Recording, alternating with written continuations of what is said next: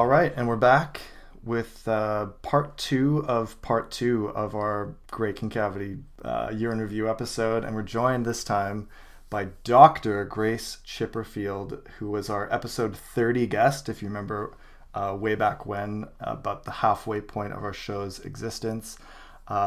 Grace is joining us from Australia. Grace, welcome to the show. Welcome back. Thanks for joining us.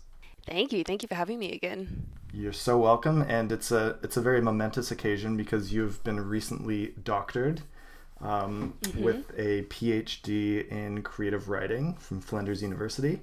So congratulations. We know you've been working hard on that work for a long time, and we've both had a chance to read your whole dissertation, which I read over the Christmas break. Just plowed through it in about 4 or 5 days and just enjoyed my time in it so much. So we're going to talk about that a little bit. And we brought you on as our music specialist friend and our game specialist friend. So we'll talk a bit about your year in music, video games, because I know you dig the games as well.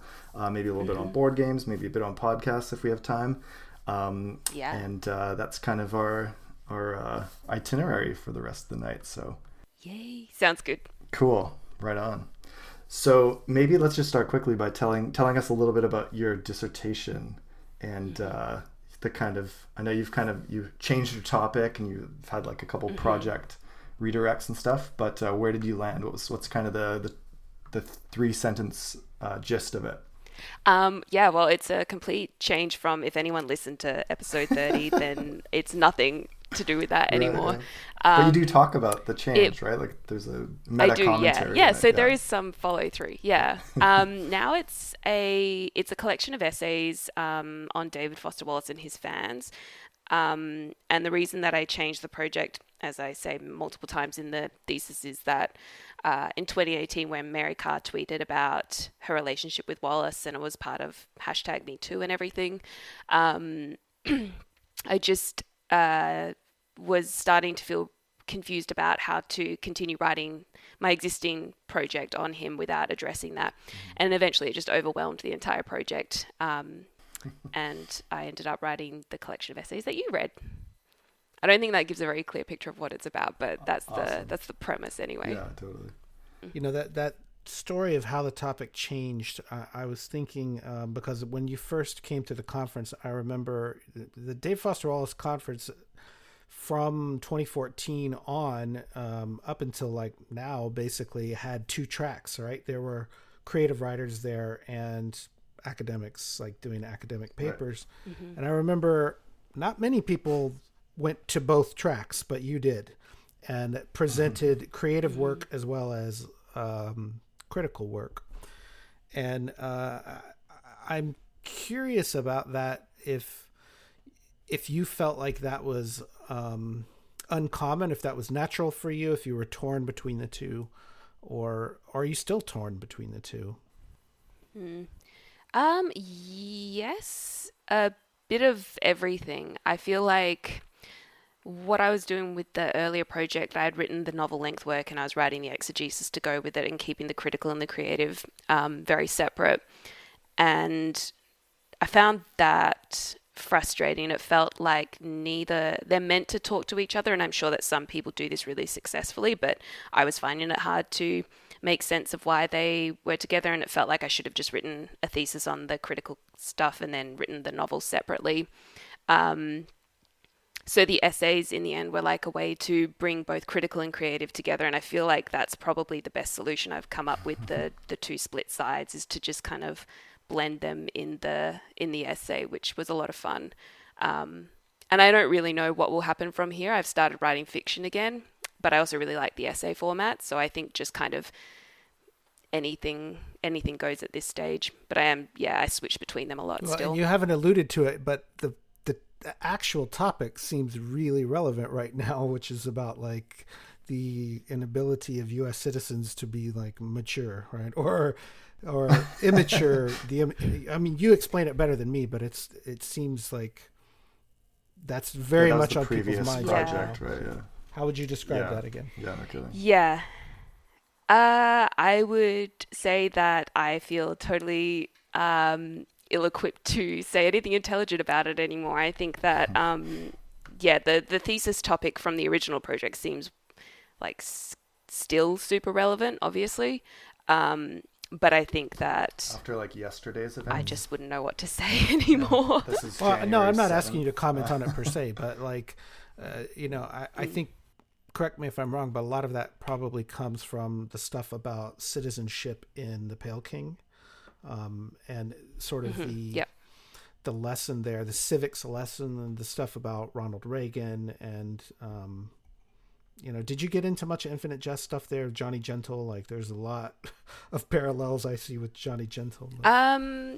Yeah, Johnny Gentle was starting to come up in that project, but I think in the end the focus was way more on the Pale King because it just seemed to be so overtly concerned with like citizenship and like how to be a good adult, and civics and things like that. Well, let's forget that for the time being because that's not your dissertation. That didn't end up being the and, what I was struck with, and maybe Dave, you could speak to this too, is like a point in your thesis, maybe it's in your introduction, where you talk about going to the Wallace conference and hearing a paper by Matt Luter, and he had done some maybe stuff around Rita Felsky and post critique, and why don't you take it from there about maybe was that a turning point for you? It was, yeah, and it's funny because I kind of traced it back to that point by the conclusion of the thesis, but Matt presented a paper called Me and Wallace's Shadow, I think, from memory, and it was about like creating space for like his personal story in the academic writing that he was doing at the same time.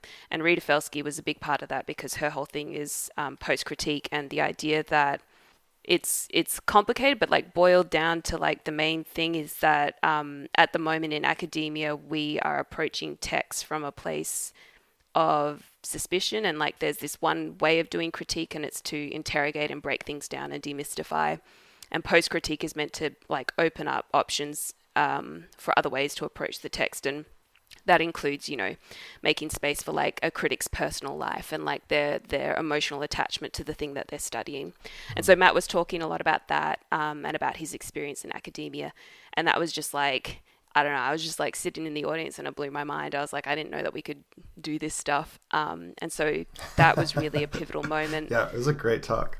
It was so good. And I was really impressed by it. And so since then it was like, I moved on to look more closely at Rita Felsky, and then and it just kind of carried through from there. But definitely Matt Luter's paper was the first time I was like, I could actually say in my scholarship why I like Wallace as much as I do, and not have that necessarily be a problem for like how critical I'm able to be of his work. Mm-hmm. How much did you find that doing technically a creative writing PhD gave you like more space for that than say like just an English PhD? Was that something that helped give you a bit more breathing room for that?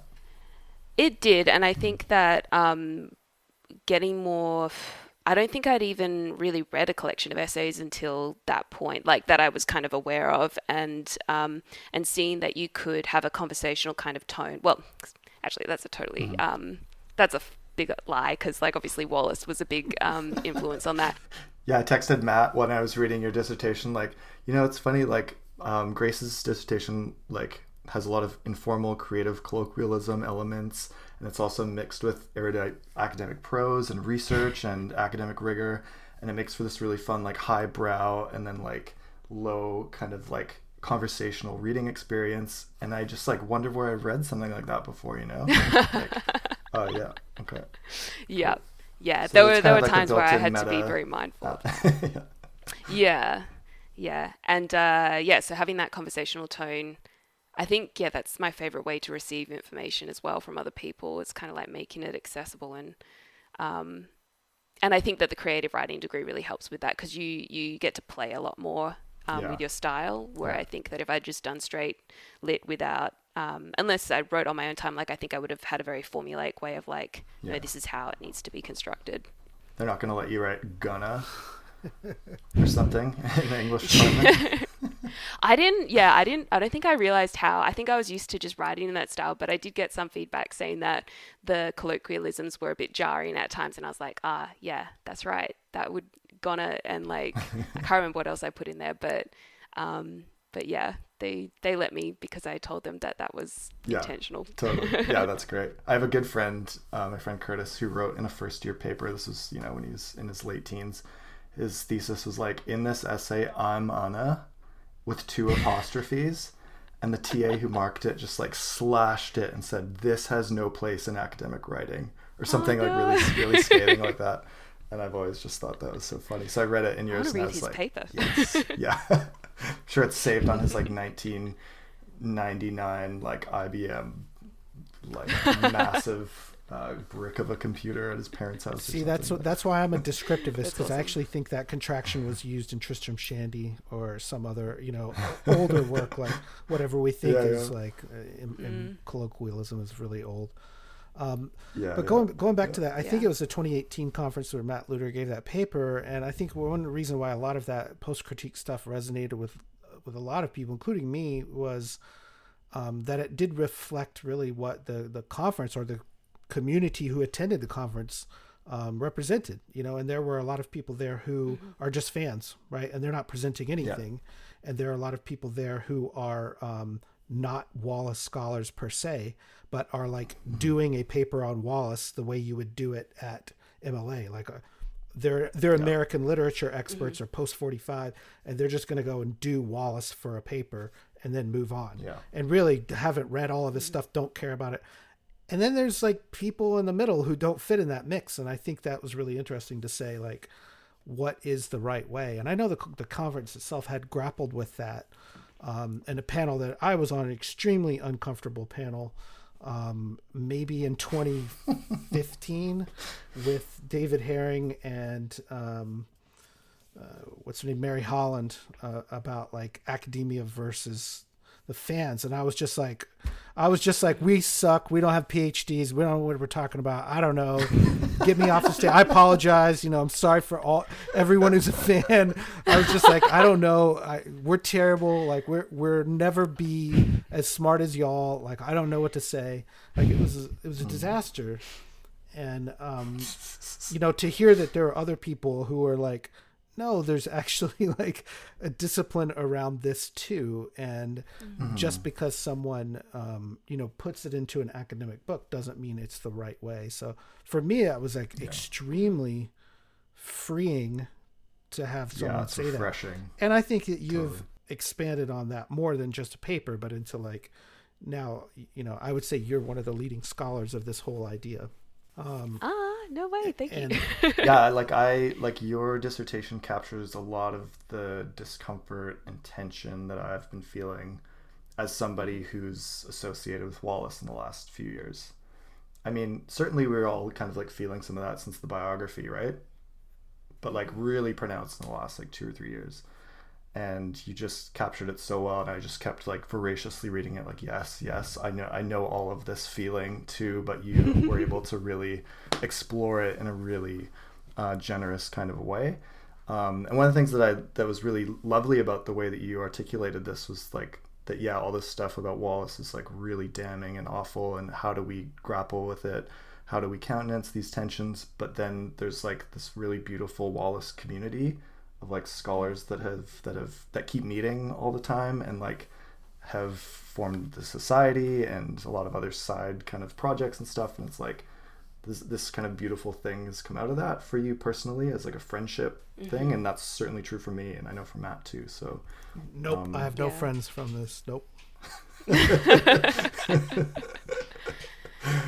No, I think that's right. And the dissonance of like having that community while also kind of wondering if you're allowed to still keep being a fan of Wallace, in light of the biography and Carr's tweets and everything, was like just something I didn't know how to reconcile, because do you lose the community if you give up on the fandom? And like, I don't know, it was just it was tricky. And it's not like there's a clean answer to that for any of us, and it's still something that like it's an ongoing thing that we're all working through together. And but the way that you handled it was like the most robust exploration of that we've seen so far, and so it was just like a joy to read. So I don't know if you are comfortable with like wanting to share that out to our audience in some form, or if people want to get in touch with you if they've listened to this and they're interested. Yeah. If you'd be willing Absolutely. to share it. Okay, cool. No pressure though, of course. It's no, yeah. Like, I mean, if anyone out there is interested and wants to look at it, just email me. Cool. It's under embargo at the moment because I'm going to try and get it published. Good. But Yes, yeah, I'm just happy if people are interested. Yeah, that's the thing about academic writing, right? You're like, oh, 10 people want to read this. Cool. That's more than I expected. Yeah. Can you explain too? There are 5 essays in the thesis. Do you want to walk us through just a brief overview of what those are? Yeah, definitely. So there's the introductory essay, which is more or less just kind of setting up the reader's expectations in an academic way, like this is what I'm doing and like these are what all the essays are about. But the body of the thesis is split into 5 standalone essays. The first one is it's about, well, it's titled David Foster Wallace is cancelled, and it's about Carr's tweets and the fallout of that, and sort of it goes down the rabbit hole of like cancel culture and problematic favorites, and then sort of looks at the Wallace community and how they handled all of that. So that's kind of the context essay that sets up the problem, and then we go into a 2-parter essay about academia, which was important for me to write because I found that when Wallace was caught up in like #MeToo, and there were people like Amy Hungerford saying we shouldn't teach or read him, I was kind of hitting my head against a brick wall where I felt like academia wasn't really equipped to deal with this question of the problematic fave. There was the scholarly argument that yes, we should keep reading him and read, his work in terms of misogyny and kind of all these sorts of ways that we could complicate his legacy in a scholarly way, but it just didn't sit right. It didn't resolve the problem for me as like a fan and as a woman who was reading Wallace. So those 2 essays are kind of exploring that, and that's where post-critique comes into it and gets kind of unpacked.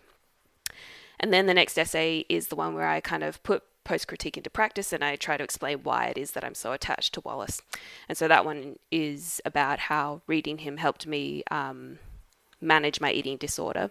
And so it kind of goes into like the whole how the reading of his work actually did that and why, and it's there to explain why I'm so attached to him, and why kind of deciding to cancel him or not or whatever is really complicated for those reasons. And then the next essay is a series of letters written to David Foster Wallace, where I talk about a lot of things, but it's really kind of it was the way for me in writing it to like interrogate my attachment to him, and sort of like speak to him directly or whatever. And that kind of goes down a rabbit hole of parasocial relationships and kind of feeling like David Foster Wallace is my friend, which I know is kind of, it's definitely something that seems to crop up a bit in the scholarship and in the community. I'm sure that's not the case for everyone, but it was for me. So that was my attempt to explore that phenomenon. And then the final one is about the Wallace community and the Wallace fandom. And so that's kind of going into the Wallace L listserv and conferences and everything, and just talking about like that even though Wallace might be the problematic figure, that there's something that's really positive and ethical that comes out of that, which is the community itself. And yeah. And you've got a section 2 on letters to people like Rita Felsky, Mary Carr, Deidre Coyle, who did that piece that like was kind of blew things up in a big way in electric literature years ago. But you can see why like no other critical work about Wallace appeals to me directly so much as this one. Yeah, totally. Like this is like if you wanted to write a critical, it's not even just critical, it's creative too, but it's like an essay, a book that would interest me is like, you did it. This is it. Totally. Like, yeah. And, one of the core question in there, which you've kind of alluded to, but not gotten to, and, you and I have talked about it separately, is like, how do you remain a fan of him, if he did some bad stuff, right? Or was an abusive person to women, or however you want to phrase it. How do you remain a fan of his? And I'll let you go first on that. I think it would be different for everyone. What I arrived at was that I had to get comfortable with just being uncomfortable about that. I can still value what reading him has done for me and the people that it's brought me to, while also being like I wouldn't want to be treated that way by him. And so I think it's just about being willing to like sit with that dissonance. I remember that Hanif Abdurraqib interview that you sent through a while back, and just the idea that like part of it is also about fans evolving and like evolving not beyond, the thing that they are fanning about, like, but just kind of constantly like interrogating. I don't know that I like that word, but just kind of being willing to like grow in the fandom as well, which I think that the Wallace community is doing and did do. Yeah, it's interesting because for me, it's a little bit different, and it starts with like what he's accused of doing. And I say accused because I would still say it's not that I don't believe the people who accused him of doing it, but like he's dead and he's not here to defend himself or give his side of the story. And nowhere in writing does he put his side of the story of what happened. But I guess that certainly does complicate the whole. For me, and it's not just that, but that every case is different, right? For me, like someone like Bill Cosby, Louis C.K., like I'm done with that guy.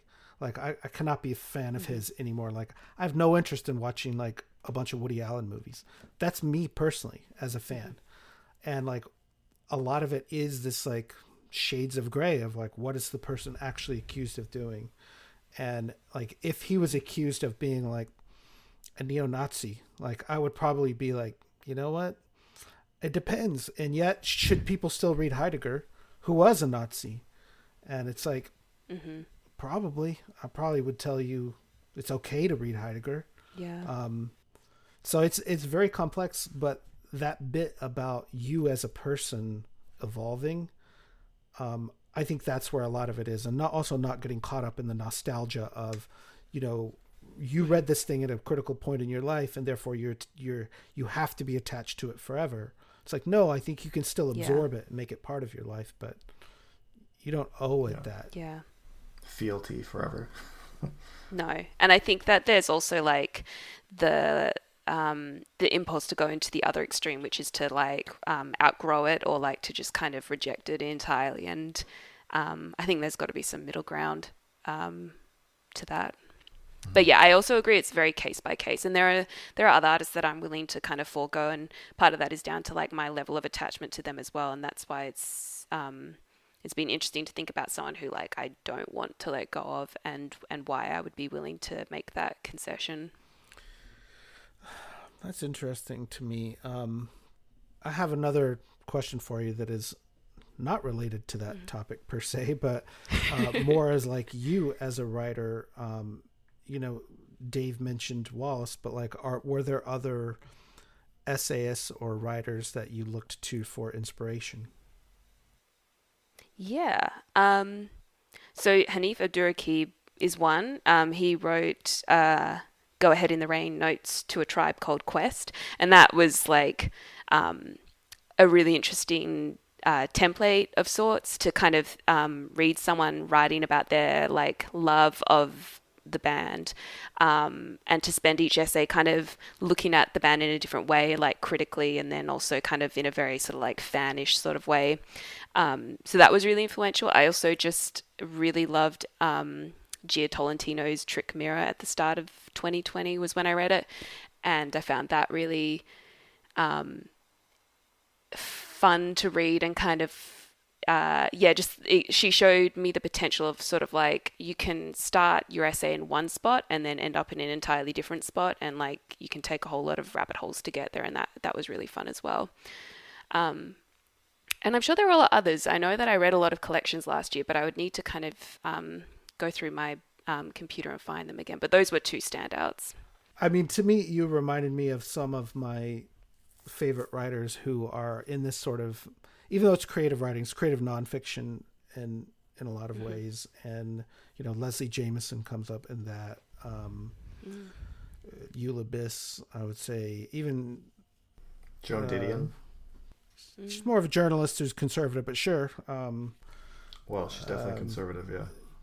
Anyways, I was just, for people who haven't read your work, you know, Maggie Nelson, I would put in that category. Yeah, totally.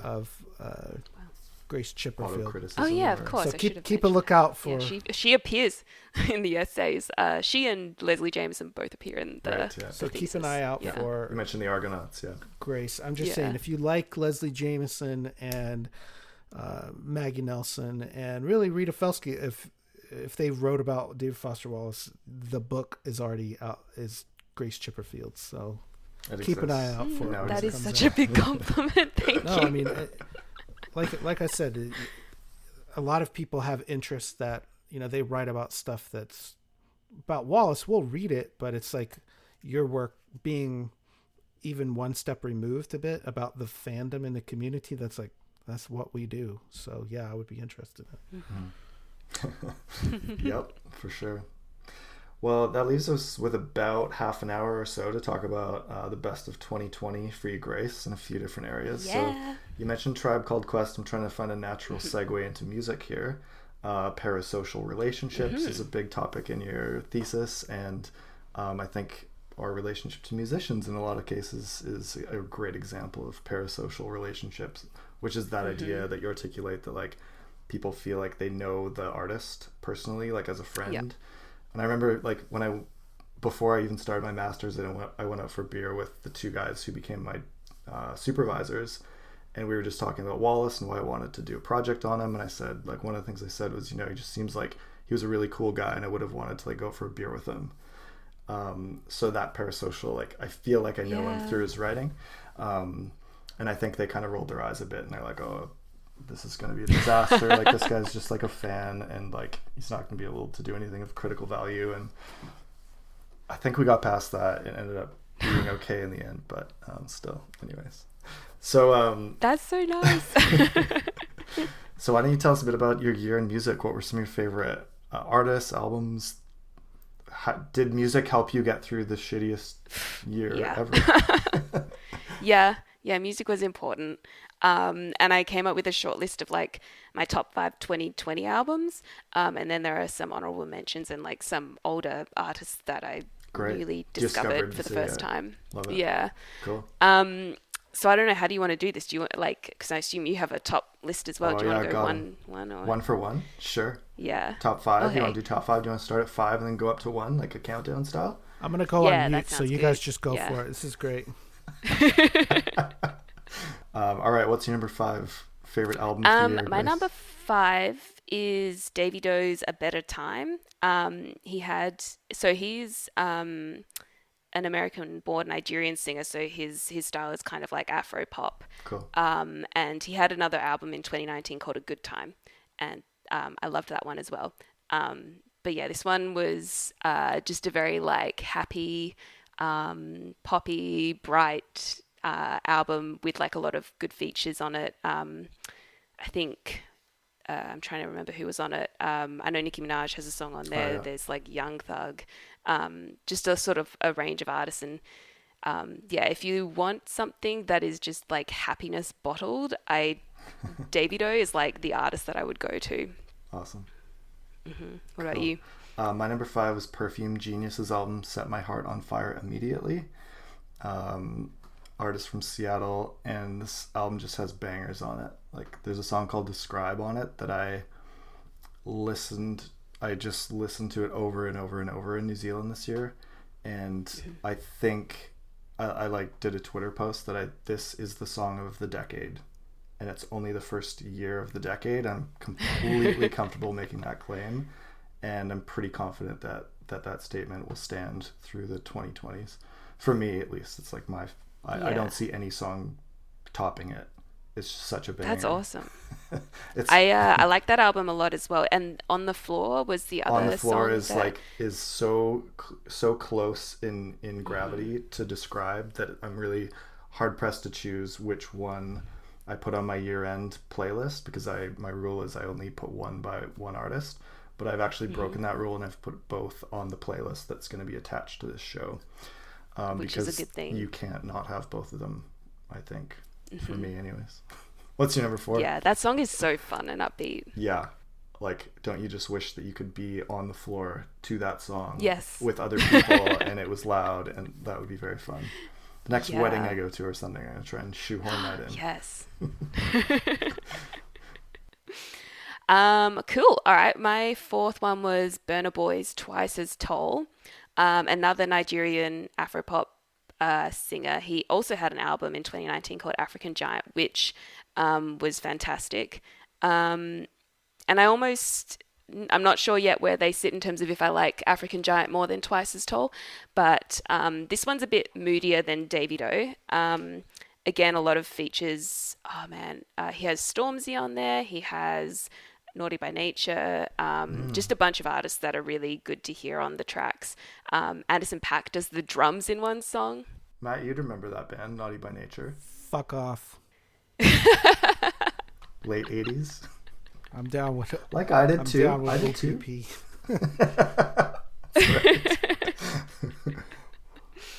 Yeah, so that's another like fun, that sort of music is very like singles focused, I think. So they're not, Burna Boy's album's a bit more concept than Davido's, but yeah, those are two artists that I like. I would listen to anything that they put out. They're just fun. They're good. Cool. Burna Boys in particular are also like have a very kind of political aspect to them as well, and that's really interesting to listen to. Yeah, cool. Especially in a year such as this.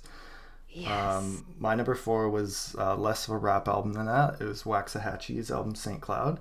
So like, folk rock with a bit of kind of alt country twang aspects to it. And she is dating Kevin Morby, who's also one of my favorite artists. He had an album this year called Sundowner that is in my top 10, but not quite in my top 5. And that's just a really solid sound album. Every song is a banger. Mike Miley's a big fan of this album. We texted about it a lot earlier in the year. It was kind of like came out, I think in maybe January or February, so it was pretty early in 2020. But that got me through some of the lockdown in the early start of this year. That was on my list too. Thanks for asking. Hey, man. Waxahachie. Matt's microphone's working, everybody.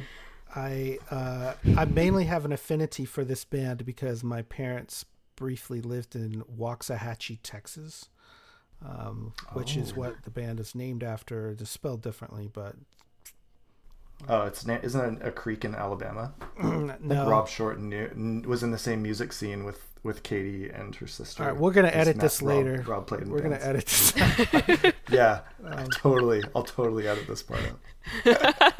All right, keep going. Sorry. What was number 3, Grace? You're fine, sir.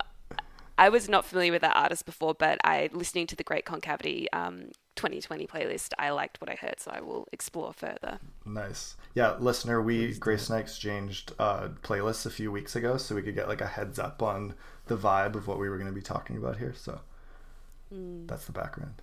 Yeah, that was great. I love that. I love trading playlists. Yeah, it's so fun. My 3rd one, I guess the top 3 I would say in no particular order, although I guess I have them in a particular order. So my 3rd one is the 4th Run the Jewels album. Yeah, okay. Which, speaking of political rap albums. Yeah. Oh my God. It was so good. It's just like 40 minutes of just like high octane energy, like the entire time. And you just never, ever lose steam. They also have a lot of like fantastic features, like 2 Chainz, Josh Homme, Mavis Staples, Pharrell Williams, all sorts of people. And yeah, each song is just fantastic. Is Childish Gambino on one of the songs on that album? Maybe, I don't know.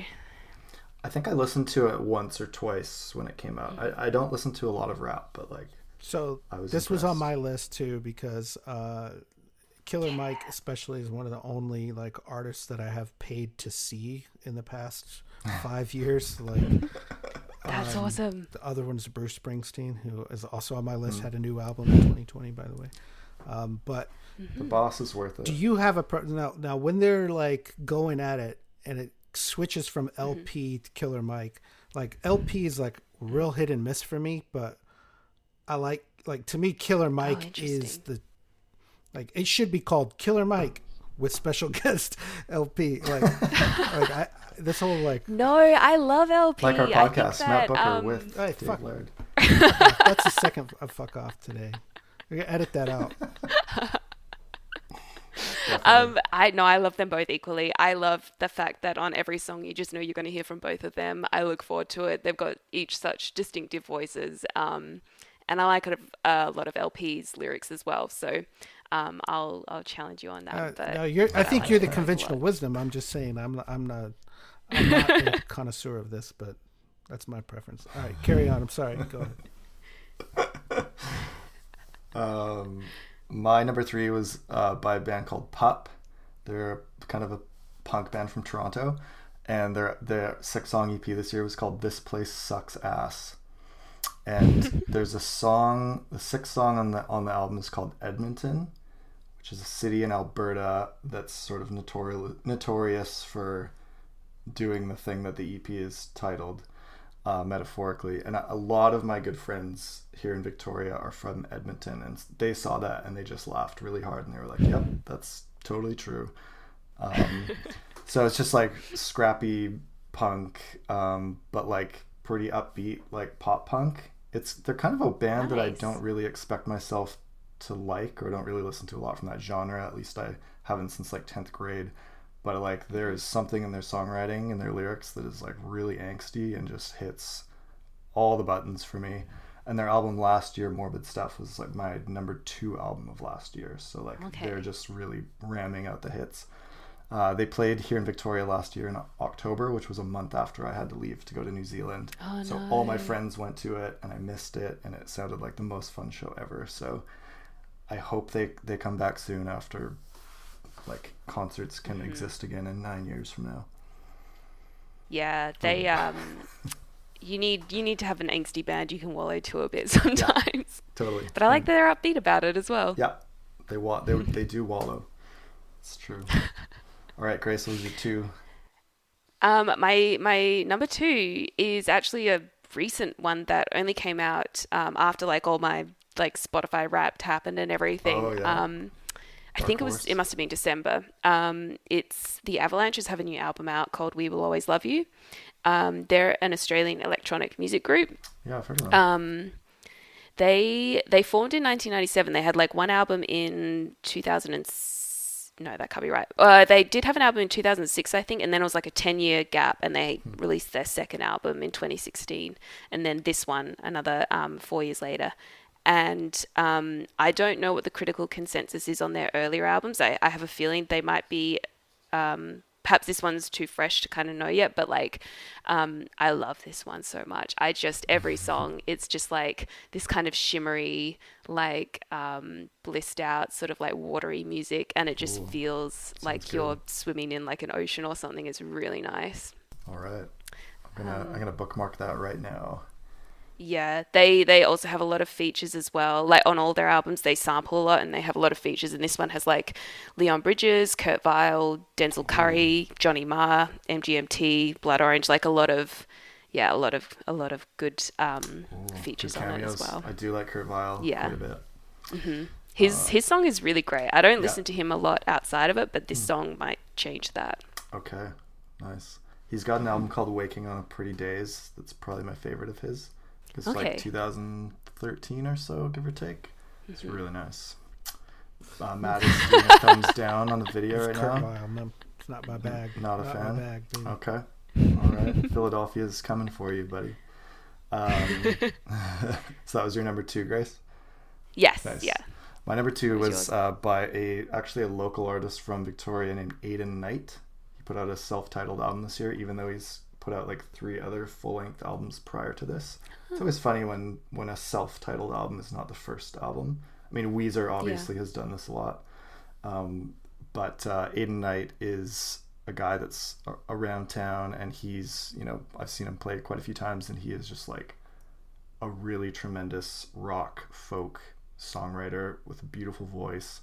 And his albums are like really contemplative. There's a lot of kind of slower, folkier acoustic songs, and then there's also some rock songs. And there's a song on this album called Veni Vidi Vici that is just like, okay, so if Described by Perfume Genius was like the banger of the decade, Veni Vidi Vici is like, is like right there with that as well. It is so good. And the music video, which I can link to in the show notes, features him daydreaming about becoming a construction worker. And this video was shot like 5 minutes from my house on this like huge project that's been going on for years and years on the highway. And it's a gas. It's a riot of a music video. It's very funny. So that album was great for me this year. And what was your number one, Grace? My number one was I won't hit the table. I know that's hard to edit out. My number one, and definitely would be my number one, is Mac Miller's Circles. He died in 2018, and this is a posthumous release, and it's just so good. It's probably my favorite album of his. I really liked his 2018 Swimming. I love that one a lot, actually, too. That's got a more like washed out sound, and this one is just really like gentle and just beautiful. And I would recommend people listen to it. It's really great. And sad to hear, knowing that he's not around anymore as well. Yeah, I think we can kind of relate to that phenomenon on this show, hey, of like an artist that you like who is not with us anymore. Yeah. That's familiar territory. So Mac Miller. And particularly his music as well, like deals a lot with like mental health and stuff like that, which is very comforting to listen to as well. So some crossover there. Yeah, no kidding. Wow, cool. For me, I did the everyone was doing the like Spotify year in music top artist thing on Instagram for like a hot 4 days there in mid-December, early December. I don't use Spotify typically. I use Apple Music, so I found out a way that you can get your Apple Music version of that, but it's quite involved, like to like Google it and like click a link to get there, like, and then do it like anyways. Phoebe Bridgers was my top most listened to artist this year, and that's because of her album Punisher that came out around the midpoint of the year, kind of in the spring. And that album is just really solid. Every song is super great. There's some good rock stuff. There's some good, really contemplative stuff about like her kind of absentee father. There's a song where she talks about Elliott Smith in kind of a very parasocial way. So when I was reading her dissertation, I was like, oh, this reminds me of that Phoebe Bridgers song where she like talks about like walking by Elliott Smith's house and her feeling of familiarity with him as a person, that like if they could have had a conversation, because he also died by suicide, like she wouldn't know where to start or when to stop, kind of a thing. So that album just really carries for me.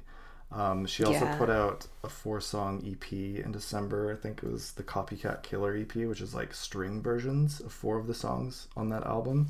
It's really moving and evocative. And then she put out a Christmas EP in December that has like some really depressing Christmas music, but it's like the best in the best way. So I would just like wake up in the morning and be pitch black outside and be like making my daughter her sandwich for lunch, and I would just at daycare, and I'd just be listening to like the most depressing Christmas music from her, and just like kind of loving my life in a weird way. That's great. So thanks Phoebe for that. And her Instagram presence is really funny. Her account's called Fake Nudes, and I just went onto that the other day and had a look, and I was like, oh yeah, okay. So like you don't have to worry about clicking on it. It's not sketchy, but like she posts really funny stuff. So I like her sensibility a lot. I listened to the shit out of that album, Punisher, and I really did. My favorite song on there is Kyoto, which is like her just Kyoto like is amazing. Roaming around Kyoto. Yeah. But talking to your dad on a payphone, it's hearing about his sobriety. It's just a very catchy song too. Yeah. That's the song from it that I put on our best of. I'll have to take a look at that. I sent it to you weeks ago. Number one for me, since none of you brought it up, is, as far as I know, the only winner of the Nobel Prize in Literature who released a new album last year. Kendrick. Especially Bob Dylan. About I wish a 17-minute song about the JFK assassination. Oh, that's right in your wheelhouse. Murder Most Foul. And I highly recommend just booking an hour on your calendar, put the headphones on, and just let Bob Dylan talk to you about Lee Harvey Oswald for a good length of time. It's almost like a spoken word project. we let DeLillo do it, so that's fine. Neither one of you mentioned what Fiona Apple had a new album, got a lot of critical attention. I liked the Fiona Apple. Oh, it sure did. 10 out of 10 on Pitchfork, which is pretty rare. Yeah, I saw that. I'm hit or miss with her, but I think some of the songs on that album are good for sure. There's one on our year playlist as well. I think that I've listened to all her albums and I really like some of her songs like a lot.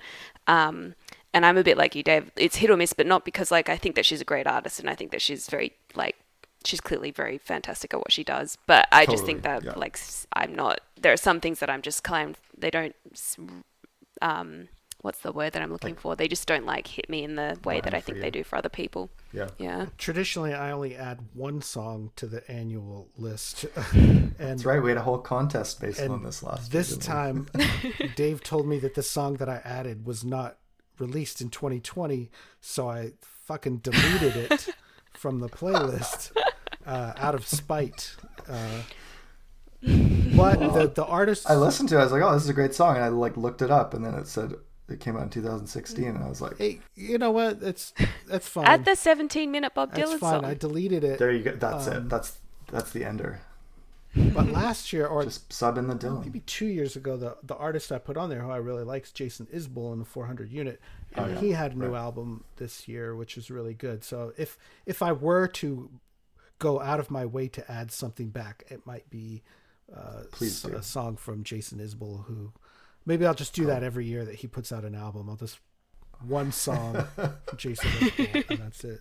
I mean, Springsteen had a new album too, but I actually didn't love it. I feel like I need to listen to it more. And it's rare. Like I don't have time a lot to listen to a whole album to appreciate it. And it's sad to say, but like a lot of music for me is just like background noise. And like when I'm working, it's hard too when like your job is audio editing. I can't do something. You can't really listen to music while you're audio editing, so that's a problem. Or listen to another podcast. And sure, you know, I had a short list of like podcasts to plug, and I think I already did that. I don't remember the previous part one of this 17-hour episode that we're doing, but yeah, basically. The other thing I was going to say is like, what do you guys listen to? Like, let's say, do you listen to music when you're like eating? Like, what do you listen to like during like a meal? Like, you can't listen to like Run the Jewels when you're like trying to digest eating dinner with your. Do you know what I mean?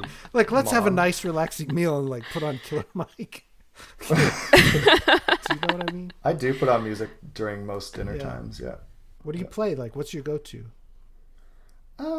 Just whatever's like, whatever kind of newer albums are out that we're enjoying, I'll put on. Actually, mostly lately, it's the Lion King soundtrack because my daughter's a fascist.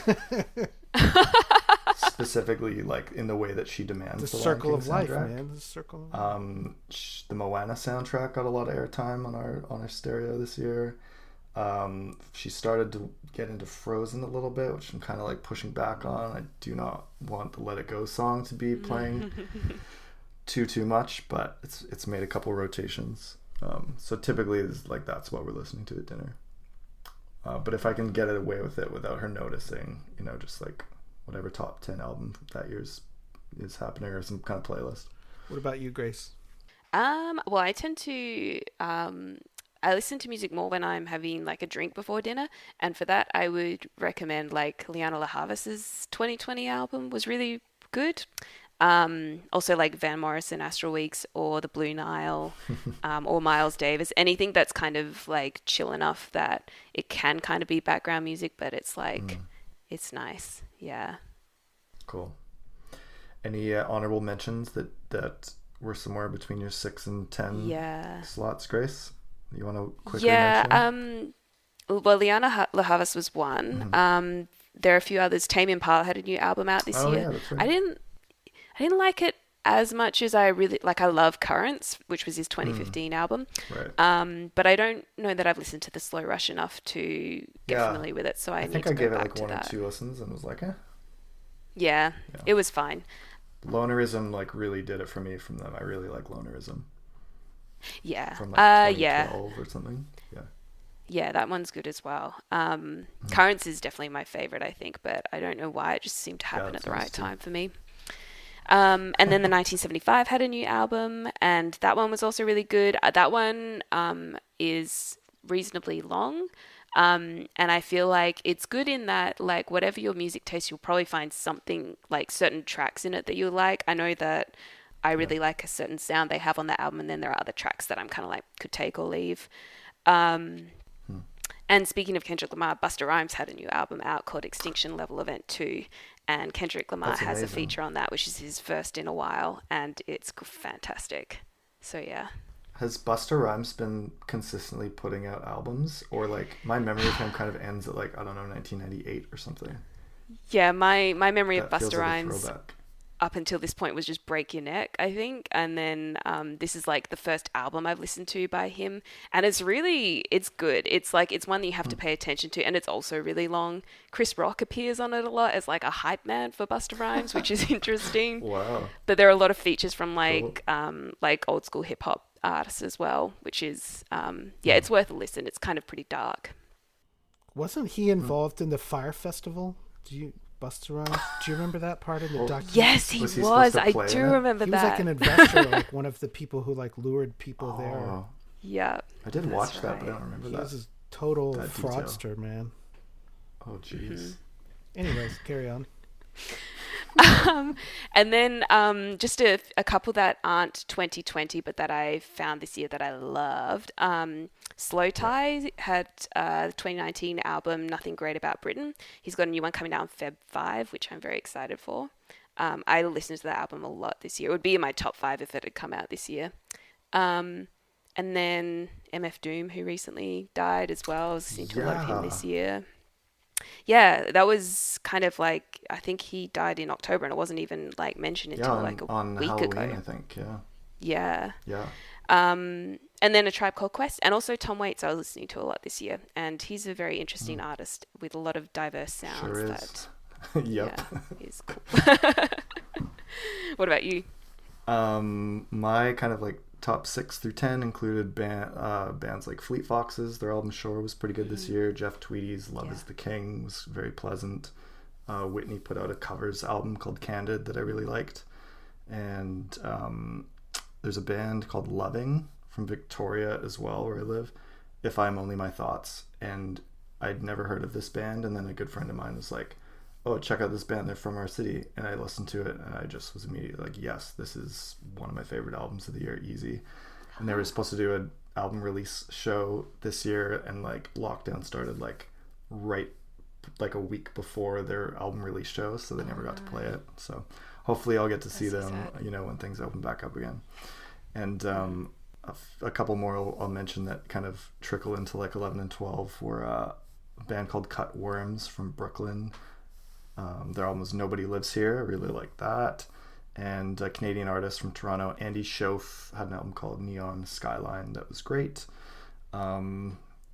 Fair few other good ones. A metal band called End, if you're into like, face crushing metal. Splinters from an Ever-Changing Face. It's kind of like a super band of people who are from like really good metal bands in the days of yore. So like there's a member from Dillinger Escape Plan who's in it, and it's quite punishing. And so that was my year in music. Oh, and one artist I'll mention who isn't from 2020, but I discovered this year. It's a German folk singer from like the 70s named Sybil Bayer. Her album Color Green I discovered this year through a friend, and it is just amazing. I listened to it so much. And the story is Okay. like she recorded this album in the 70s, never did anything with it. Her son in like 2005 or 6 gave it to one of the guys from Dinosaur Jr., and he listened to it and was like, whoa, and he put it out. So it's an old album, but it like kind of only saw the light of day semi-recently. So I'd recommend that. It's really, really nice.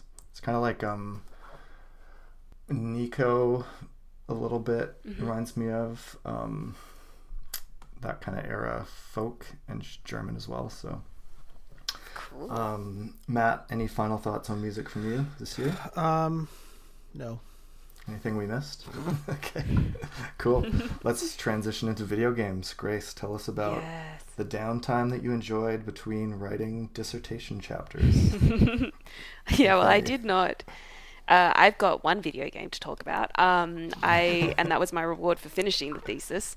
And Right. I have been waiting to play The Last of Us 2 for so long. I've played The Last of Us like 4 times now.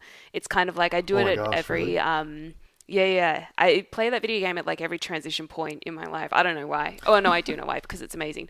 Yeah, it's very good. But yeah, the sequel came out. I managed to I say I managed as if I was like actively avoiding it. I just wasn't paying attention to the news around it, so I didn't hear any spoilers. Yeah. And I'm about, I want to say like I might be about 60 to 75% through now, and it's so good. Yeah, it's crazy, so good. crazy good. Yeah. It's weird. People have told me that it like really got a poor critical reception from particularly, well, I guess not critical, from fans. Like a lot of fans really hated this game. Yeah. And I played it and finished it, and I was like, that is in my top 3 video games ever made. Yes. Like it's Yes, really right? good. It's really compelling the entire way through. Like everything, the storytelling narrative is bananas good, and the tensions that you feel as you're playing it Yeah. are crazy. This game has made me like cry, like bawling my eyes out like multiple times, and it's just Naughty Dog. Like, I mean, I don't really know what the criticisms of the game are yet, because I'm waiting until I finish to see what fans have an issue with. Yeah. I have suspicions based on the story, Sure. and I'll be interested to see if those are founded. Yeah. But I'm kind of like, it's an amazing story. Yeah. Like, Naughty Dog has done a fantastic job. Like, it's great. It's so really good. literary, I would say. And the Yeah. premise of this game, for people who aren't aware, it's like a zombie post-apocalypse game where you mostly play like a character who's like in her early 20s named Ellie. I think it's Yeah. set in Austin, Texas. The This first one was one's- set in Austin. Oh yeah, that's right. And this one's mainly Seattle. Yeah. Yeah. Yeah. It's very, it's survival horror, and it makes you feel it. Because, like, there are times Sure when I does. look forward to playing it, and then I'm like, this is really stressful, and I have, like, no ammo. This is really bad. Yeah, like it really works on like a scarcity model where you're always Yes. scrounging for supplies, and you always feel really low on supplies, but it gives you enough most of the time that you can survive, but like you always feel pinched. Exactly, Yeah. yeah. And I feel like if anyone out there is really interested in, like, games that are heavy on the narrative and like funneling you through the story in a way, then this Yeah. is really good. I know some people prefer like open world games. I like the storytelling of this a lot more, so I'm not so fussed about having like lots of mini quests and things to do. Yeah. But yeah, if you like story, then this is fantastic. And it's like a 30-hour game more or less. Oh yeah. So like you Yeah. get a lot of story too. Yeah. Exactly. It's very cinematic. Yeah. Good game. I'm excited to hear your thoughts when you finish it. Message I me know. when you Yeah. do. And we'll keep this spoiler free, but like I Absolutely. think Naughty Dog has done such a good job of like emotional caretaking in this game. It's been like I have more to say like off air, but like it's Sure. been really interesting about how they've done it. Yeah. So yeah. Cool. Um Was that and yeah, that was pretty much That was pretty much Sorry. the video games. Yeah, I got cool. Spider-Man as well. Right. This is so I just bought a PS4 because I'd been like my PS3 was like glitching out. That's what I was playing Oh, yeah. Last of Us on. Oh yeah. And so when I got the PS4 in December, I got Spider-Man and Horizon Zero Dawn as well. And I haven't that's a good played one. Horizon Zero Dawn, but Spider-Man has been Spider-Man is a really good-looking game with like great mechanics. It's more open world, so I'm kind of less invested in the storyline as with The Last of Us, Yeah. but it is fun. It's a lot of fun to play. It's super fun to web sling from buildings. Yeah. It's almost like skateboarding game of just like the flow. Like it's almost like a Tony Hawk game with like the web slinging aspects. And like you're going through New York City, and it's like, I think it's pretty much for like a literal map of New York, right? So they've done their cartographic cool. work. Yeah.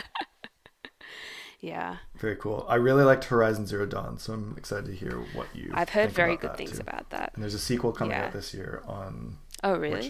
Which I'm very psyched for. I'm gonna get it. I'm gonna play it. I got a PS5 at the end of this year, so I'm like ready to go and like give me the next gen stuff. So far, it's like the exact same as PS4 because there haven't been many games that were specifically tuned for it. But Cyberpunk 2077 should be coming out maybe in like March or so, like the upgraded PS5 version. So I could buy it now and play it and wait for like the graphical upgrade that they're gonna do. But I'm just actually not gonna. I'm just gonna wait till it comes out in a PS5 version, and I'm experience the full next gen glory from the beginning. Yeah, that's awesome. I hear they're hard to get nowadays.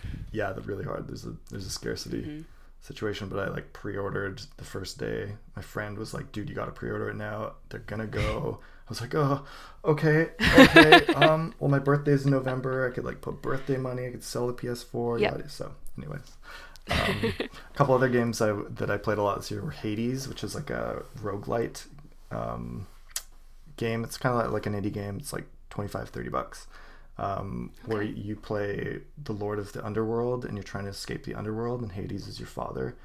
Your name's Zagreus, and there's just like tons of Greek mythology, gods and characters that you interact with and like befriend, and you play for half an hour and you die, and you do it again and you do it again and you do it 30 times, and I still haven't beat the game, but you are like adding to your power and to your skills throughout each of those escape attempts, like a little bit at a time. And eventually you kind of become stronger and you learn the game better. And so it's kind of like an old Nintendo game where like Contra, where you just like got to memorize patterns and like know what you're up against in order to beat it. Yeah. Did you ever play like oh god, Bloodborne is one of them, but I'm trying to think of what's the other one? Souls? Yes. I've not played and Dark Souls much and Demon Souls or Dark Souls, but I did play Bloodborne a lot. I got to a point where I didn't know where to go next. Like I just on the map, I was like, I can't figure out how to advance the story. And then I just like didn't play it for a week, and then I didn't play it for 2 weeks, and then I tried to go back to it a month later, and I was like, I have no idea how to play this game anymore. So I kind of wouldn't mind that's going a back punisher. to it, just like restarting it from the beginning. Yeah, it's really hard, but I really liked my time in it. Another game that people are surprised to hear that I play based on my other interests is Call of Duty. I love Call of Duty multiplayer, just shooting other players. It is so fun. So multiplayer would be fun with a game like that. Yeah, it's good. So you play online, you're playing against other human intelligence. I find it quite riotous. So I played Cold War quite a bit in the last couple months, and I'm still playing it and enjoying it. And it's been good. Nice. I revisited quite a lot of favorites this year too. Cuphead is probably my favorite game of all time, and I've been slowly working on beating it on Expert, which is really hard. It's like a notoriously hard Contra style video game, but it looks like a 1920s Mickey Mouse cartoon. Are you familiar with this one? Interesting. It's on the Switch. No, I mean I've heard the name. It's on Switch. It's on PS4. It's on. It's on everything now, I think. Yeah, Xbox. It's full glory. Played a lot of Nuclear Throne this year, which is another roguelike game. A lot of FTL, which is like a spaceship roguelike game. And then I revisited this one called Papers, Please, which is a really odd little indie game where you are like, I've heard of this. You work at a checkpoint in like like an 80s Soviet style country that's fictional, Aristorika, and you just people give you their passports and their papers, and based on a set of rules that keeps expanding throughout the levels, you have to like cross-check their references and make sure that like everything lines up. And then the characters will like appeal to your humanity and be like, please let me in. I know the documents aren't correct, my wife's on the other side, she's dying. And so you have to make these moral choices in like this 16-bit video game where you're like, do I let this person in? Do I not? And if you don't, they curse you and like they get dragged away by armed guards and like, oh god, it's like, it's horrifying in the best way. Sounds like horrifying and bureaucratic and like devastating. Yeah, it sounds really boring, but it's actually like wildly compelling. Yeah, so I want to play Papers, that. Please. Yeah, it's good. Okay. How about board games, Grace? Did you get any board games in this year? Yes, I did. Just hanging out with some friends, and I can't remember. I think it was Mysterium that we played. Is that the one where they have like visual cues, and you kind of are trying to work out a particular thing? I've never that played was that. That was Heard pretty, of it, but yeah, it's more. I've played more. I played more like D&D and Magic the Gathering this year, I think, than board games specifically. Nice. What Magic format do you mostly play? We were playing with Commander decks for a while, and then there was also, my friend got given something of Ixalan, which is like, it gives you like a board game kind of component as well. While you play, you kind of like turn over tokens to see, like to discover like treasures and lands and stuff. And that was fun. That's cool. But I think we're doing something in the next couple of weeks where he's ordered a bunch of boosters and we're going to like build our own Commander decks and like verse them against each other. Love it. And yeah. What's your D&D character like? Well, I had a campaign that got paused because of COVID, and so now our DM is just running one shots. So this weekend, actually in 2 days' time, I get to play, and my character is built around Jonathan from The Mummy. So we'll see how that goes. Cool. Our friend Matt Luter, who was on the last episode, he got kind of roped into a D&D campaign last year with like his teacher friends, and he doesn't really play like a ton of board games or anything, but he made his character based on George St. Geegland from Oh Hello from Kroll Show. This is just like a man in his 60s from Brooklyn who just like hits inappropriately on women and like hangs out with his other friend, and it's like, that was actually probably my favorite podcast this year, was the Oh Hello the podcast, and it's them revisiting the Lady Diana death and controversy, and oh my gosh, it is so funny. So that was like a highlight of lockdown for me back in like March, April, is just like driving and listening to Oh Hello the podcast. Very good. Cool. Do you know if Matt Luter is enjoying his time in the D&D world? I think he was. I think a bit of it was fairly mystifying for him. But I think he loved the idea of playing George St. Geegland in a fantasy world enough that it like kept him in it. Yeah. I'm not sure if that campaign resolved or if COVID kind of sidelined it or what, but yeah. Well, no surprise from me, but can you guess what my favorite games were this year, Matt? Or Grace, I'm sure you could too, but let me think. It's either no, I can't think. Pokemon. Yeah, well, Settlers of Catan once again. Netrunner.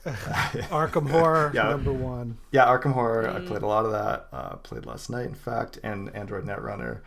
And it's funny, like, when people talk about 2020 being a really bad year, actually most of my, like, proudest personal accomplishments in 2020 came out of Netrunner. And I had some good success at tournaments. It just was, like, a shockingly good year for me in Netrunner. Like, I can't believe what happened this year at some of my tournament performances. So that was like one of my greatest highlights of 2020. Oh, that's great. Was at New Zealand Nationals and then at the World Championships in October. Wow. Really good things happened. So that was cool. That's awesome. Yeah. I had some friends in New Zealand who played Netrunner and got me into Arkham Horror and liked other games. I really only just played these two games, but once in a while I'll play like kind of a party game. And a cool one that they showed me is called The Mind.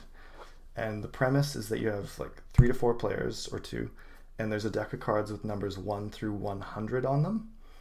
And everyone gets dealt like 5 or 6 or 7 cards, and without talking or communicating in any way, you have to lay cards down as a team starting at number 1 and going all the way up to 100 in sequential order without communicating.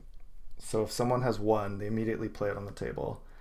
But if you have like a 5, you're like, what are the odds that someone has 2, 3, or 4?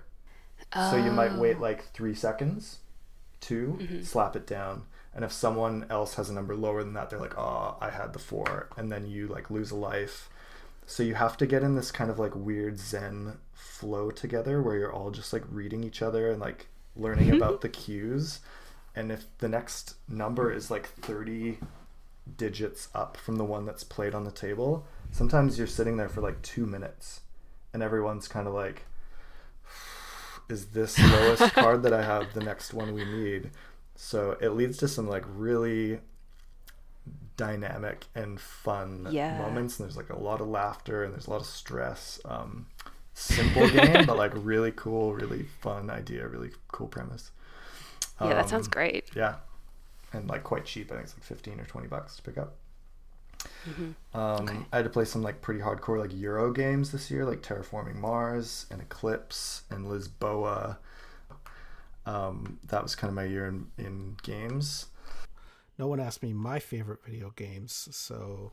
Oh, yeah, I'm sorry, buddy. You've got a Switch. I did play... Your boys love the games. What did you guys hit? Well, like a lot of people in quarantine, Animal Crossing New Horizons was released, and we did get multiple islands and characters set up in Animal Crossing, and... you know, if you want to like add me as a friend on there, I've got a friend code, and you can come and visit my island. We'll link to it in the show notes. And I mostly just played Mario Kart for the past month. So good. And I'm not really even sure how you get that with 3 stars in the at 200 in 200 cc. It's brutal, man. Like I've been trying for a long time, but yeah, you got to brake hard. I mean, I do have a list of podcasts, but like, you know, when you're talking there about all that game stuff, Dave, I was like, man, Dave really cares about this. And like, I think, I think, you know, for me, like the thing that I've really gone way down the rabbit hole in 2020 on was really collecting field notes and pencils. And so I realized I have a top 10 pencils of 2020. Yes. Hell yes. That we can go through. But then I will spare you because there's actually another podcast called Erasables that they have 3 hosts on that show, and they all go through their top stationery products, including pencils and field notes and other assorted products. So I would encourage you, if you want to hear that, go listen to Erasables podcast. They have a great website, great Facebook group, community. So me joining that community, there's like 5,000 people in the Facebook group, and you know, they're extremely active. And it started with me just being like, wow, I really like that pencil. I think I'd like to get that one. And then I was doing that like every day, you know, and I'm just like PayPaling people money around, and I had to start keeping lists of like probably 30, 40 things that I had out and trading. And same with field notes. I was like, wow, that's a rare one. I've never heard of that one or seen that one. I would like that. And then it just devolved into complete obsession. So that's that's awesome. If your Instagram stories are pretty lit with just field notes stuff. It's good. Yeah. The other thing they get you with is a lot of these are like quarterly subscriptions, right? So they're releasing new products all the time, and every year there's like, how would you rate, you know, the 4 quarters of this year products versus the year before, and so there's a lot of that comparison. But if we're talking about plugging a podcast, like honestly, I would plug that one. Erasables. Well, when I was in Austin, you took Corey and I to that Japanese stationery store, and I just loved it. That was so great. I just wanted to buy so many pens and pencils. Well, I did, and it reminded me of that Weezer song, "Across the Sea," where he's like has the Japanese pen pal fan, and he talks about how fine their stationery is. Yeah. And actually, now that you brought it up, I just got this pencil called a Gikoso, which is from a Japanese stationery store in Tokyo called Gekoso. That's really an art supply store, but they make all of their own products, including pencils. But they really only make this one pencil that is an 8B. Like if you know the hardness scale, like HB is in the middle, 2B, 4B. Those are darker as you go more B. So 6B is very dark, like sketching pencil. And like almost the hardest you can get is like a 9 or a 10 HB. And so this is an 8B pencil. It's really like jumbo size. And they really only sell them. It's chunky. It's like a jumbo size. So they only sell them at their store in Tokyo or through a couple of other people who have like bought them up and resell them, including a store in New York, which is called CW Pencil Enterprise, CWPE, Caroline Weaver Pencil Enterprise. And that's, as far as I know, the only standalone pencil store in North America. Literally, that's what they sell as pencils. And it's in Manhattan, and they're actually closed right now to renovate their whole store, but they have an amazing online store where you can buy Gikoso 8B. All right. And with that... Does Robin O'Neill use those? No, I actually tried to give her a pencil one time, and she was like, it's too heavy, like, because she uses a very light, really basic mechanical pen. It's a Pentel. Usually. The ones that she sells actually with her name on it. It says Robin O'Neill. Ooh. The masses on I want that. She sold it at her show, which is a Pentel P205 0.5 millimeter. Yeah. Sounds about right. Anyways, anything else? My drawing from her is in the mail, by the way. You finally got it. It's in transit. Oh, that's awesome. Well, I haven't received it, but it's in transit. I'm tracking it. That's awesome. So, Robin, thanks for sending that. It's going to be a big reveal when I get it. Yeah. I've had no spoilers from her whatsoever. I have no idea what to expect. I want to ask, I have one more thing that I want to bring up at the end, but like, I want to ask both of you, like, is there anything else to look back on like 2020 that you would like to mention or talk about that was meaningful besides the COVID and lockdown and all of it? I'm trying to think. It's been a bit of a... I mean, it was nice to have a lot of time with my daughter and with Rachel this year. Certainly had a lot of chances to get sick of each other. And like I said, yeah, like, dude, just Netrunner was just so on point this year. That's what I'm gonna remember with the most fun. 2020 is like these 2 tournaments that I played in. Yeah, 2020 is just kind of a blur now. I am grateful that I was able to keep working during it, and that I got to, I guess, finishing the thesis is. Yeah, that's a big achievement, Grace. Yeah. Yeah, it was super anticlimactic though, because it was just like, we don't have any ceremonies at the moment, so I just went to the help desk and waited for 30 minutes for some guy to hand it to me, and I was like, cool. This is how you become a doctor. Yeah. Nice. I think like emotionally is a bit bittersweet for me leaving New Zealand this year for the last time, where it's like we kind of were back and forth, and then it's like saying bye to my friends. It's like, yeah, I just really don't know the next time I'm going to be in southern New Zealand again, maybe never. So I kind of have some like nostalgia for that, I think. Yeah. And I mean, it was a great place to be in 2020 after the lockdown ended. Life like pretty much went back to normal, and still is pretty great for them down there. I was like regaling them today on our messenger thread of the woes of British Columbia right now. Like, we just got another month tacked on to our like pretty heavy scale lockdown. So I'm just like, oh really? Wow. I mean, it's the right thing, but it's just existentially a bummer, to not see your friends at all for months at a time. So yeah. I actually don't want to dwell too much on 2020. Sure. But I will say, if you've made it this far into hour 16 of our special 9-part episode, then I have an offer for you, which is that I have a brand new sticker with my signature phrase on it. You're fine, sir. And it's a holographic sticker. I'm not even going to reveal it on camera, but it's only about this big. It's a new design. And if you would, I don't even have the holographic version. No, so this is like none of exclusive. you do. This is brand new. And if you would like a new your Fine Sir sticker, email me after this comes out, and I'll send you the sticker that says you're fine, sir. Amazing. Matt Booker is truly the postmeister general of the David Foster Wallace world. This man sends so much mail. I don't know his budget for stamps is, but it's got to be mail. At least in like the four digits. Stamps.com. They're actually the sponsor of this podcast. We've been put in a special promo code that's your fine, sir. You will get 0% off. Yeah, we'll see what we can do. Get an error message. Grace, where can people find you online? Do you do the Twitter? Do you do any of those kinds of things where people can engage with you? Not really. Cool, I respect that, actually. It's a good idea. Yes. I don't know. It makes me feel a bit ignorant sometimes, but I did just like create another Twitter profile, but I kind of haven't like activated it or used it for anything. I do have Instagram, but honestly, like the easiest way to contact me is probably email. So like grace.chipperfield@flinders.edu.au. I'm quite responsive on that.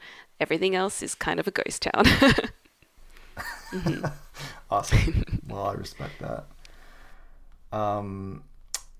I will say another bummer thing about 2020 that we just found out about after we recorded our last session with Matt and Chris Ayers was that our friend Jenny Baker, who was the episode 9 guest, really sadly passed away from a rare form of brain cancer in November. And Matt, I think you came across the obituary on like December 17th or something. And we knew that she'd been fighting that. I'd been seeing her posts on Facebook and stuff, and we're just really saddened to lose Jenny from our community. She was part of the Infinite Winter read that I was a part of. I was on a panel with her at one of the ISU conferences about what it's like to lead a fan online read. So we just offer our deepest condolences to her family and to her loved ones, and it's a big loss for this community. So just wanted to mention that, and that we're thinking a lot about Jenny and her loved ones at this time.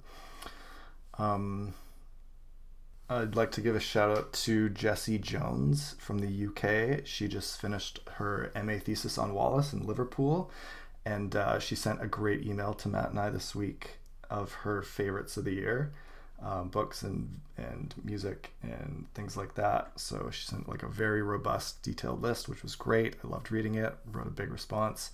We'd love to hear from everybody else on theirs as well, as we previously mentioned. Matt, where can people get in touch with us? goodcavityshow@gmail.com. We do like getting those emails.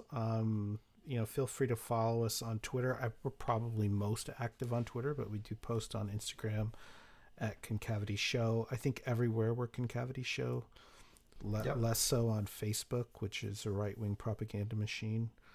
I hardly touch the Facebook page. Except for the Erasables podcast group and the Field Nuts group are amazing. That's the only thing that keeps me on Facebook is like, if you want to trade rare field notes or pencils, literally there's nowhere else in the world that beats this group.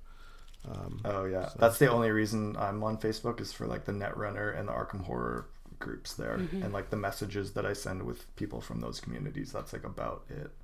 But yeah, I'd love to get off Facebook too. Someone's going to solve this problem, right? Someone will come up with like a group thing that is just for groups, and it's like better. Discord kind of does this. Yeah. Like especially for like the video game and gaming community. So as always, thank you so much to Robin O'Neill for your art associated with our show, to the band Parquet Courts, to our patrons, to everyone who listened, who hung in with us through 2020.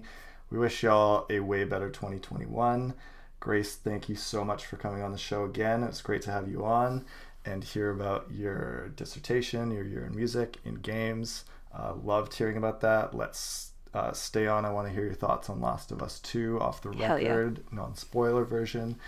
And thanks for listening for these 45 hours we've put you through.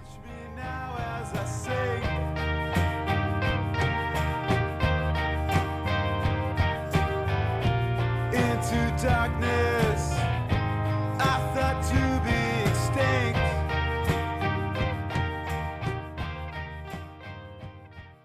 It's all right. We can edit this later. I wasn't trying to put you on the spot. It never gets edited though. It always stays in. Yeah, that's the funny thing about it, right?